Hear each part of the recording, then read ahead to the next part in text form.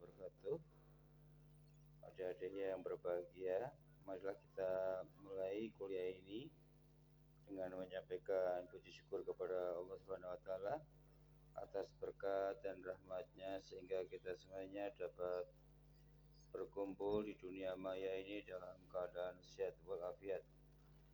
Mudah-mudahan dengan terus kita bersyukur kepada Allah Subhanahu wa taala, Allah akan memberikan kita kebaikan hidup yang lebih banyak lagi. Amin ya rabbal alamin. Yang kedua, salawat dan salam mari kita sampaikan kepada junjungan kita Nabi besar Muhammad sallallahu alaihi wasallam, karena beliaulah yang telah memberikan jalan keselamatan kepada kita semuanya, yaitu jalan iman dan Islam. Dan besok insya Allah di hari kiamat kita semuanya akan mendapatkan syafaat. Yang ketiga, kita doakan teman-teman kita yang tidak bisa hadir ya, karena sakit atau karena hal-hal lain. Mudah-mudahan Allah segera menolongnya dan bisa berkumpul kembali bersama kita semuanya. Adik-adik yang berbahagia, jadi kesempatan ini saya akan memberikan pengantar yang singkat saja. Nanti adik-adik merespon dengan tanya jawab ataupun gagasan-gagasan adik yang bisa disampaikan ke kami sehingga bisa menimbulkan dialektika ide dan pengalaman gitu ya, sehingga tidak hanya monoton dari saya saja pengetahuan, tapi kita harus saling berinteraksi di dalam berbagi dan berinteraksi di dalam mengembangkan ilmu pengetahuan ini, terutama dalam studi peradaban Islam ini.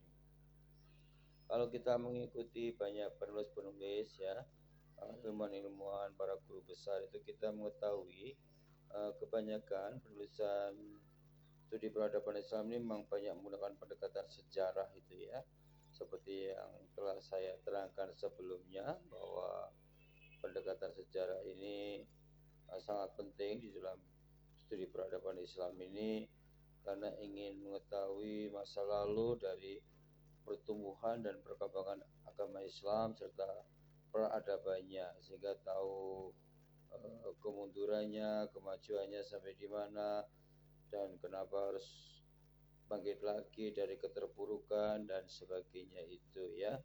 Yang mau tidak mau memang agama Islam itu selain doktrin juga bagian dari peradaban itu ya.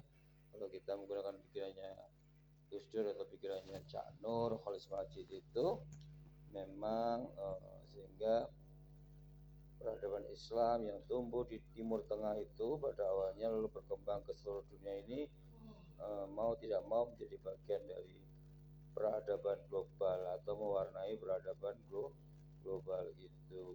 Nah, itu kebanyakan para penulis seperti Arnold Toynbee ya, penulis sejarah Islam dari Inggris itu, atau di Indonesia banyak ya, di dosen-dosen adab UIN Jogja itu banyak percaya Pak Profesor Mahsin dan sebagainya itu, atau Cak Nur juga banyak nulis sejarah peradaban Islam ya, dan juga dosen-dosen lain gitu ya. Kalau dari kitab-kitab kuno misalnya Tarikhul Islami atau Tarikh Tobari Pak ya, itu juga banyak mengkaji peradaban Islam itu. Yang perlu saya sampaikan di sini dengan pendekatan sejarah itu, kita tahu bahwa ternyata sejarah ini tidak hanya mempelajari masa lalu, tetapi juga punya refleksi ke masa depan ya. Ada jenis pendekatan sejarah linier yang lebih progresif, ada yang lebih sirkuler, ada yang lebih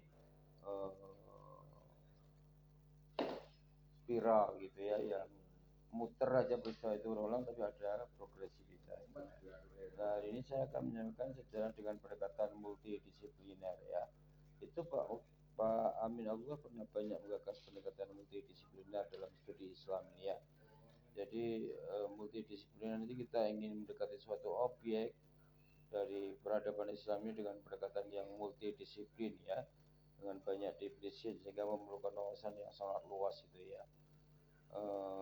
Bisa dengan 3 disiplin, misalnya pendekatan sosiologi, pendekatan sejarahnya, kemudian pendekatan politiknya, itu namanya pendekatan multidisiplin. Kita ingin melihat eh, zaman Khulafaur Rasyidin misalnya ya, kita melihat sisi politiknya, kenapa zaman Khulafaur Rasyidin lebih demokratis dalam memilih khalifah atau kepala negara atau pemimpin politik gitu ya, daripada setelahnya zaman Muawiyah atau zaman Abbasiyah. Itu pakai pendekatan politik, politik itu multidisipliner. Lalu aspek sosiologinya, bagaimana interaksinya di zaman Khulafaur Rasyidin ini, sampai kemudian ada grup-grup ya, ada grup Ali, ada grup non Ali ya, ada kelompok Abu Bakar, ada kelompok anti Islam dan sebagainya. Itu grup-grup yang saling berinteraksi, ada kelompok yang anti zakat dan sebagainya itu ya. Pendekatan-pendekatan sejarahnya, misalnya bagaimana perkembangan Khulafaur Rasyidin ini dari Abu Bakar, Umar punyanya, lalu turun sedikit ke Utsman dan Ali gitu ya. Kita bisa mengetahui periodisasinya, atau itu itu namanya pendekatan multidisipliner, pendekatan yang melibatkan banyak disiplin ilmu, politik, sosiologi, bisa juga historis. Itu bisa, yang kalau orangnya pinter bahkan wawasannya luas, bisa dengan berbagai multidisiplin gitu ya. Ada juga pendekatan yang interdisipliner. Kalau interdisipliner itu antar disiplin ya, dua disiplin gitu ya. Kita mempelajari peradaban Islam dari sudut pandang tafsir, ilmu tafsir misalnya ya. Oh, kenapa Khalifah Abu Bakar menerapkan kewajiban berzakat bagi setiap orang Islam, itu ada pendekatan tafsirnya karena dia berpedoman pada ayat ini misalnya ya, atau pada hadis ini gitu ya. Itu interdisipliner. Sementara pendekatan sosialnya karena ingin menegakkan masyarakat Islam ya, agar pada waktu itu perlu konsolidasi dan solidaritas sosial yang tinggi, sehingga kewajiban membayar zakat tidak hanya kesadaran saja, tapi dipaksakan dengan kekuatan militer misalnya. Itu bisa kita analisis dari kasus Khulafaur Rasyidin pada masa Khalifah Abu Bakar itu ya.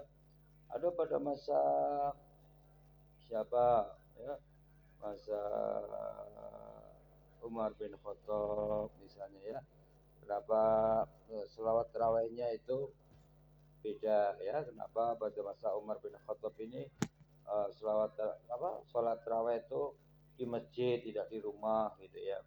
Itu karena istihad Umar yang ingin menyatukan umat Islam yang saling bertentangan dan banyak faksi itu, sehingga sholat tarawih menjadi berada di masjid. Yang itu tidak pernah dilakukan oleh Nabi dengan berjamaah kayak begitu, nggak ada di zaman Nabi itu ya. Tapi itu hasil istihad Umar bin Khattab untuk melaksanakan sholat tarawih di masjid, untuk mengumpulkan itu. Itu pendekatan interdisipliner. Jadi kita menggunakan pendekatan dua disiplin ilmu atau lebih gitu ya, ilmu tafsir, ilmu sejarah dan sebagainya itu. Saya kira itu aja ya pengantarnya Dede ya. Nanti kita lanjutkan di kesempatan lain. Terima kasih.